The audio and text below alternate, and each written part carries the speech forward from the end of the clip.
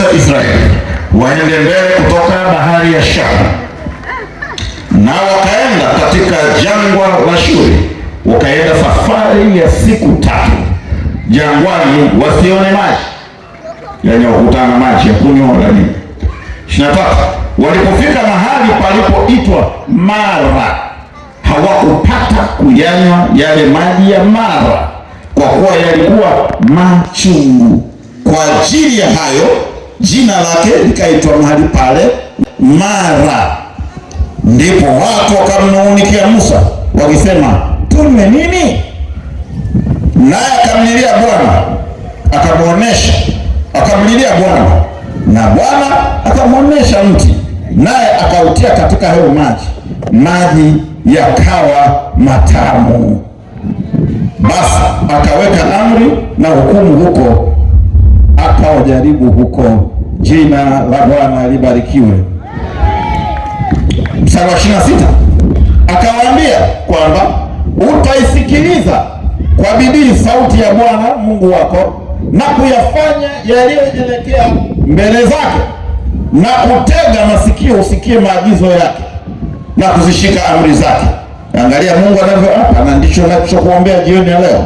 Mimi, yani Mungu anasema, mimi sitatia juu yako maradhi yoyote yaliyowatia Wamisri, kwa kuwa mimi ndimi Bwana nikuponyaye.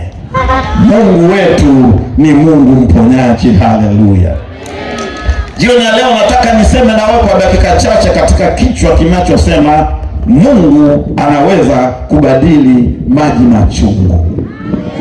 Mungu anaweza kubadili maji machungu yakawa matamu. Naanza kusema na wewe, tumekwisha kumshukuru Mungu. Maji yako, hali yako yoyote chungu, jioni ya leo Yesu anaweza kaibadilisha ikawa hali njema.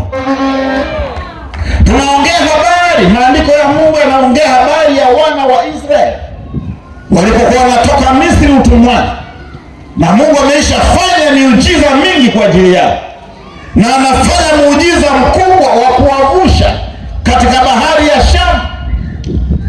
Halafu anapovusha kwa muujiza, amewaokoa kwenye utumwa, anawapeleka kwenye nchi ya amani na uhuru yenye maziwa na asali. Maana kila mara Mungu anamwazia mwanadamu mawazo mema, wala si mabaya.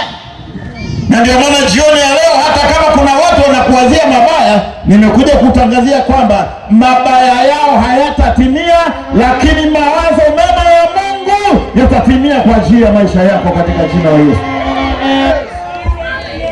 Na niko hapa kukuambia, unapoingia kwenye uwanja huu, mahali popote ulipo, na wewe unayetufuatia kwenye mtandao, usiogope watu wanasema nini kuhusu wewe, maana Mungu ni Mungu wa mabadiliko. Atabadilisha mazingira yako yote ambayo yanakutia uchungu.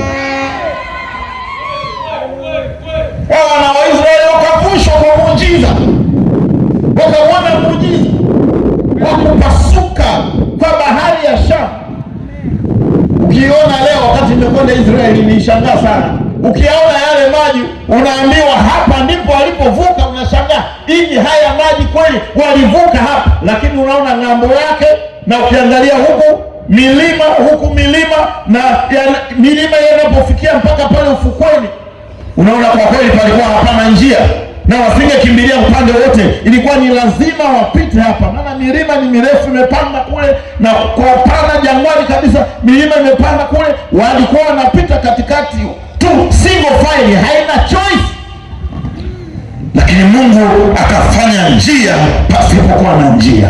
Na jioni ya leo namwomba Mungu akufanyie njia pasipokuwa na njia. Hata kama kuna vikwazo, Bwana afungue vikwazo kwa ajili ya utukufu wake katika maisha yako. Nikwambie kitu cha ajabu. Mungu ni zaidi ya utaalamu wa kisayansi. Yaani God operates beyond science and technology. Mungu anafanya kazi kuliko viwango vya sayansi na teknolojia. Mpaka leo, baada ya huo muujiza wa Mungu kufanya kwamba bahari ifunguke na nchi kavu ionekane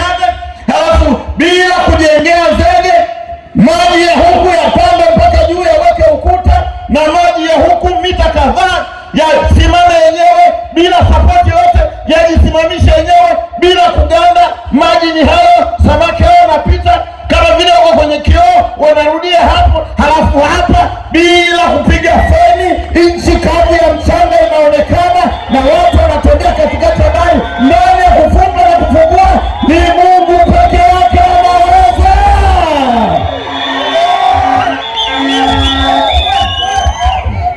Ndio maana nakwambia jioni ya leo, hata kama wataalamu na wanasayansi wamekwambia tatizo lako wewe haliwezekani, ikishafikia level hii ndio mwisho, ninataka kutangazia jioni ya leo, akili na sayansi na utaalamu wa wanadamu unapoishia ukomo, ndipo hekima ya Mungu na uponyaji wake unapoanzia, katika jina la Yesu. Wakavuka mahali pakavu. Halafu niwaambie, wokovu si wa kuigiza.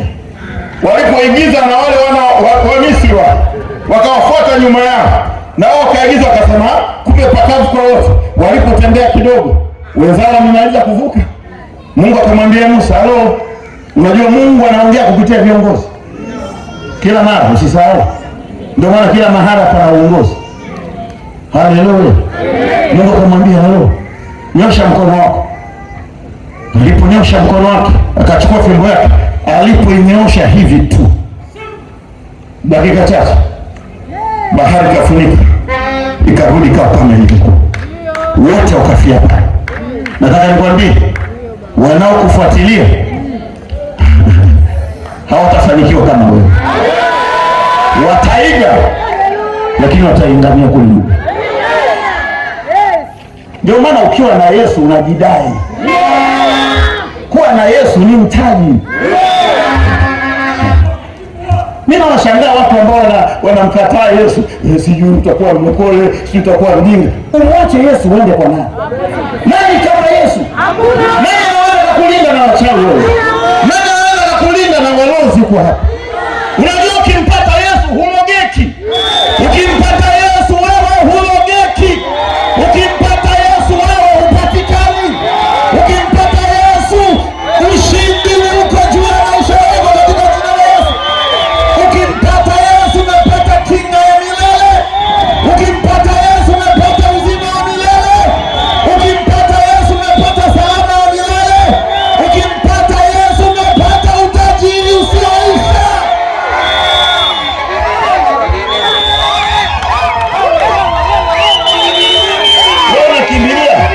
Unakimbilia jeo ya dunia kinavyoisha. Ni cheo gani kinadumu milele?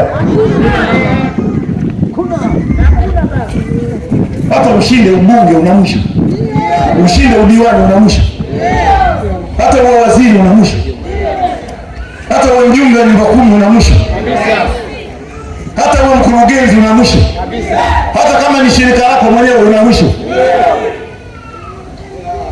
hata uwe na kazi nzuri unamwisha. Kuna time umri utafika wakakwambia, halo, miaka yako imeshafika 60, acha. Hata kama una ufanisi, sheria inakwambia baada ya miaka 60 tunakustaafisha. Lakini nataka nikwambie jioni leo, ukimpata Yesu hustaafishwi. Haleluya. Yeye anakupa umri mwingi. Tunamshukuru Mungu alivyowavusha wana wa Misri, wana wa Israeli, halafu wa Misri wakaangamia hapa. Lakini angalia kilichotokea. Wana wa Israeli walipofika mbele sasa, wamevuka wanaingia Shuri, wakatembea siku 3, hakuna maji. Wanatembea asubuhi hadi jioni, wako wengi mno, wakasikia njaa, wakasikia kiu, na maandiko yanasema kiu ya siku 3 ikawabana, halafu wakakutana na maji. Walipoyaonja mahali pale mara, wakashangaa, kumbe yale maji ni machungu ya machumvi. Ni kisima cha kawaida tu. Nimefika pale mara, ni kisima cha kawaida tu, mpaka unashangaa Mungu amekitunza mpaka miaka hii. Ni kisima cha kawaida, na tulirusha tanani maji ndoo pale. Yule alikuwa anatuongoza, tukachukua ile maji yale ni matamu mpaka leo. Lakini saa hiyo alikuwa ni machungu, na alipoona ni machungu akasema tufanyeje Musa? Angalia maji ni machungu, hali ni mbaya. Kama ilivyo katika siku za leo, inawezekana biashara yako ni chungu, kila unachokifanya ni kichungu, familia yako ni chungu, haina amani, mpaka unajuta niliingiaje mahali hapa. Inawezekana afya yako ni mgogoro, inakupa uchungu, una hofu ya mauti na hujui nani atakusaidia. Umekunywa vidonge vingi, lakini hakuna kukusaidia, huoni mabadiliko. Na ukimuuliza huyu naenda kwambia hata mimi kionja, mambo ni hivyo hivyo. Pengine unayo tabia imekuwa ngumu kwako, kila ukijaribu kubadilika, kujibadilisha, unashindwa. Unakuta mambo yamekaa pale pale, kama ni biashara imekaa pale pale, kama ni tabia ambayo inashindikana vile vile. Unasema naacha leo, kesho unarudia. Hali yako imekuwa na uchungu, pengine wazazi wako wamekuumiza, pengine ni mwenzi wako amekuumiza, amekuletea uchungu. Hata umekuja hapo kwa imani, hata unanisikiza kwenye mtandao unanisikiza kwa imani, lakini una mambo mengi yamekutia uchungu. Hata unaingia kanisani na uchungu, unatoka na uchungu wako, unaenda kazini na uchungu, unarudi na uchungu wako. Kile unachofanya hakikupi amani, kazi haikupi amani, biashara haikupi amani. Ukifanya mradi ni kama umerogwa, na ndivyo ilivyo ulimwengu wa leo. Nikwambie, bila Yesu ushirikina utakushinda. Wako watu wanapendi kukuona unavyoonekana pale. Halafu ninashangaa ulimwengu umeharibika kiasi ambacho hata mwingine ana wivu na wewe ulivyo tu hapo. Yaani wewe mwenyewe unajitafuta maisha, unajitafuta maisha. Nitajipataje? Lakini mwingine anasema huyu yeye anatembea bila gongo. Yeye anatembea mwenyewe, anarudi mwenyewe mzima hivi. Mimi naenda Bagamoyo tena. Mimi naenda Sumbawanga, mimi naenda Tanga. Lazima tukamtengeneze. Lazima atengenezwe. Kwa hiyo unaishi maisha ya uchungu. Na nikwambie kabisa, inawezekana kabisa hata hivyo unavyo struggle. Kuna watu wamesha kupiga kwenye ulimwengu wa roho. Unaweza kufikiri juu yako unajitahidi kufanya mambo hayaendi. Mbona hayaendi? Labda ni ukoo. Nakwambia kwenye ulimwengu wa roho umeshategwa. Kwa mambo yanakuwa ni machungu tu, maana hawataki upate raha. Lakini nazo habari njema jioni ya leo. Nasema nazo habari njema jioni ya leo. Yuko Yesu anayebadilisha maji machungu ya maisha yako, atayafanya kuwa matamu. Na ndio maana usishangae watu wanasema mbona kama wanalia wanapoomba. Tunalia kwa sababu tunajua njia ya kumpata Mungu. Maandiko yanasema wakamlilia, wakamwendea Musa, wakamwambia angalia maji ni machungu. Nini maandiko yanasema? Musa kageuka, wakamlilia Bwana. Nikwambie, Mungu anasikia kilio cha watu wake. Walipomlilia Mungu, Mungu ana solution. Mungu akamwonyesha mtumishi wake, akamwambia Musa, sikiliza, chukua mti huu ukautupe pale. Jioni ya leo Musa hawezi kuwepo. Unayeniona mimi ndio Musa wa leo. Unayeniona mimi ndio nabii wa leo. Unayeniona mimi ndio mtumishi wa Bwana wa leo. Mungu anatumia watu kuleta neno lake, kuleta uzima wake. Akachukua kijiti, akakitupa, ghafla kufumba na kufumbua. In a twinkling of an eye. Yaani kufumba na kufumbua kwa bila mambo mengi. Kwa kutii ile sauti ya Mungu, akatupa yale maji. Na kile kijiti, maandiko yananena wazi, maji yakabadilika yakawa matamu. Ninakuambia jioni ya leo, Mungu akubadilishie maji ya uchungu wako yawe matamu. Hakuna anayeweza kubadilisha maisha yako. Yako mambo hata ufanye juhudi yako hayatabadilika, yatakuwa magumu. Hata ungeita. Huyu mtu ametuambia mambo mengi tukiwa na mchungaji pale Pius. Ametuambia, siwezi kutaja kwa sababu kuna watu wengine wanajulikana majina yao ni makubwa.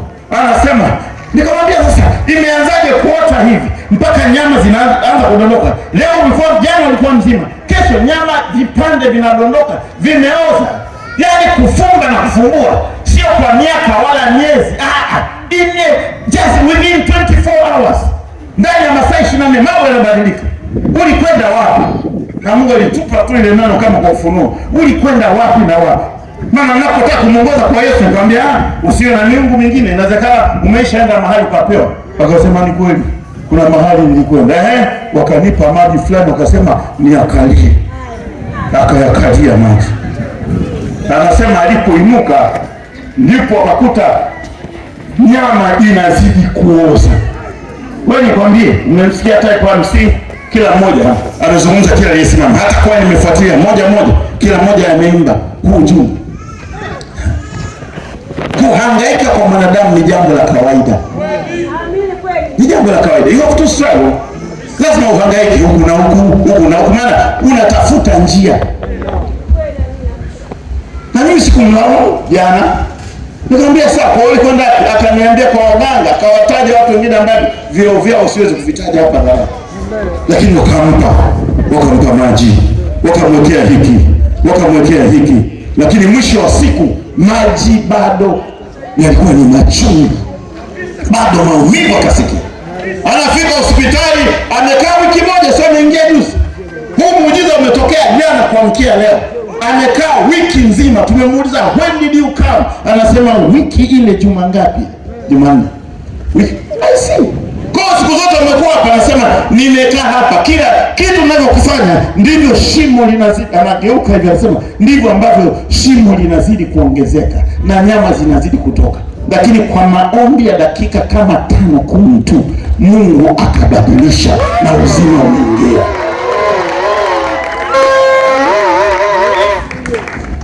Uko hapa jioni, inawezekana umehangaika sana na umezunguka huku na huku, umetafuta solution huku na huku. Mimi sikulaumu, ni kawaida ya mwanadamu kujitafuta ili ajiweke sawa sawa, lakini nataka nikwambie Yesu ndiye njia ya kweli na uzima. Injili ya Yohana sura 14 mstari wa 6 anasema, Yesu mwenyewe anasema, mimi ndimi njia, mimi ndimi kweli, mimi ndimi uzima. Mtu haji kwa Baba ila kwa njia ya mimi. Maana yake nini? Ukimkimbilia Yesu unapata uzima. Jioni leo niko hapa kutangazia, haijalishi umekutana na mambo gani magumu, Yesu yupo atakuponya leo. Maandiko yanasema wazi katika Injili ya Mathayo sura 11 na mstari wa 28. Anasema njooni kwangu ninyi nyote msumbukao na wenye kulemewa na mizigo, nami nitawapumzisha. Maana yake nini? Pumziko la kweli linapatikana kwa Yesu. Usipoteze pesa zako kwa waganga. Watakula hela yako. Wanapokuambia tuletee kuku mweusi, wewe kupewa hata utumbo upewe. Yule kuku ataliwa na wewe utaendelea kuwa na ugonjwa wako. Amka! Iringa wanasema lakanga baho. Usizubae. Inuka, Yesu ana uponyaji bure kwa ajili ya maisha yako katika jina la Yesu.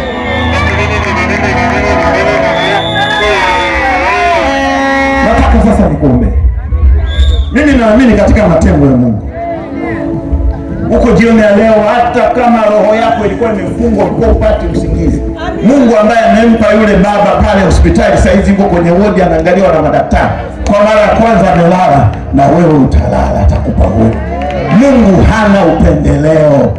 Na nikwambie, Mungu ni wa dini zote, Mungu ni wa wote wenye mwili. Ina maana Mungu anajihusisha na kila dhehebu. Na ulimwengu tunaoishi ni mbaya sana huu. Bila Yesu utaangamia kimwili, lakini utaangamia na kiroho. Kuna mtu mwingine ananiambia, anasema mimi siumwi, nina shida gani ya kwenda pale? Nikwambia, unawezekana kimwili una afya nzuri, lakini kiroho hauna Yesu, na bila Yesu wewe utaangamia. Iko hukumu inakuja mbele za ulimwengu mzima. Baada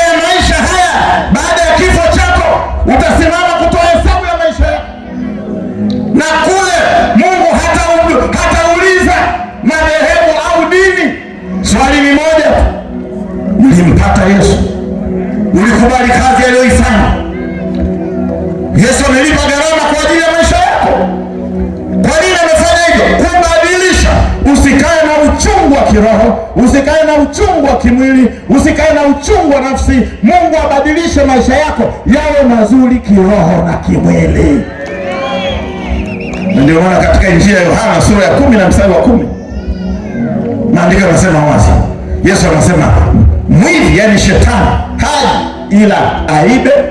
Shetani kawaida yake anaiba amani, anaiba utulivu, anaiba afya yako, anaweza kuiba roho yako, unakuwa mtumwa wa dhambi. Yani maisha ya dhambi, huwezi kuondoka. Amekufunga na kila aina ya dhambi. Kwenye dini unakwenda, kanisani unakwenda, lakini dhambi wachani nayo. Hicho ni kifungo. Yesu anasema pia mwivi, yani shetani, haji sio tu aibe, anakuja pia na kuchinja na kuua. Shetani ni muuaji. Jioni ya leo hata ukimkataa Yesu, nakwambia mauti iko mbele yako, atakuua tu. Na mwingine anakutegea hapa, nakwambia usiamua, ukiamua hapa shauri. Kumbe anajua ukitoka mahali pale mbele tu hapo ameandaa mauti kwa ajili yako. Unajuaje kama hii sio nafasi ya pekee ambayo Mungu amekupa ili kwa kumpata yeye akuepushe na hiyo mauti? Na mimi nakuambia jioni ya leo, Bwana akuepushe na mauti. Lakini shetani haji tu ili kuiba na kuchinja. Maandiko yanasema pia na kuharibu. Shetani ni mharibifu, ataweka upside down kila kitu tunachokifanya.